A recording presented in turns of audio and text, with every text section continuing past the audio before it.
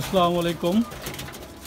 এই তো বিকালবেলা ছাদে চলে আসছি, আর এখানে কিন্তু অনেকগুলো কবুতর আছে, কবুতরের বাচ্চা দিয়েছে। আর এই বাচ্চাটা যে নিচে রেখে দিয়েছি, আর এই যে পাশে বাচ্চা একটাই হয়েছে এবং এটা অনেকটা বড় হয়ে গেছে, এবং এর পাশেও রয়েছে ডিম দিয়ে আর কি। তো আসলে কবুতর আমি সে ছোটোবেলা থেকেই পালি, এটা আমার এক ধরনের শখ। যদিও এরা কি করে, সাধারণত বাইরে তো আসলে আশেপাশে খাবার তেমন নেই, এদের জন্য খাবার নিয়ে আসি, মিক্সার খাবার, ধান, গম, ভুট্টা। তো এদেরকে যে খাবারটা দিই এটাই শুধু এটাই খায়, আসলে বাইরে থেকে খাবার তেমন কোনো সুযোগ নেই। এই জন্য আমি যে কিনা খাবারটাই সবসময়ের জন্য ব্যবহার করে থাকি। আর আসলে কবুতর পালাটা এক ধরনের শখ। সেই আমি যখন স্কুলে পড়ি তখন থেকে আমি আসলে কবুতর পালি, আর কবুতর পালা আমার কাছে খুব ভালো লাগে।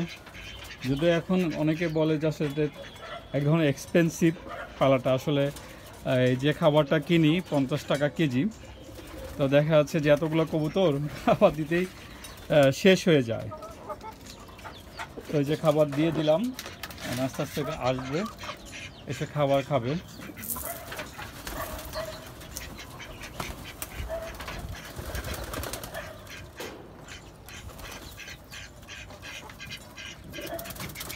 আর বাকিগুলো কবুতর মেবি ফ্লাই করতেছে, তো ওরাও চলে আসবে। আমি যখন দেখা মাত্র উপর থেকে দেখে যে আমি আসছি খাবার দেওয়ার জন্য, এরা একদম কিন্তু ঠিক নেমে পড়ে, বুঝতে পারে যে না এখন খাবারের সময় হয়ে গিয়েছে। আর এই দুটা বাচ্চার কালার মোটামুটি একদম প্রায় সেম। আর এখানে 3টা কবুতরের বাচ্চা রেখে দিয়েছি, আর যেখানে দেখা যাচ্ছে 2টা ডিম। আর আমার এই পাশেও কিন্তু কবুতর আছে, এই যে একটা লাক্ষা কবুতরটা বাচ্চা থেকেই বড় হয়ে গেছে, এটা পায়রা।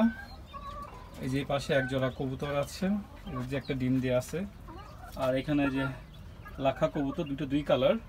ওটার সাথে যে কালারটা ছিল ওটা মারা যাওয়ার পর সাদা করে এক্সট্রা করে ছিল আগে থেকে, এটার সাথে জড়া হয়েছে। এই যে এখানে একটা কবুতর আছে,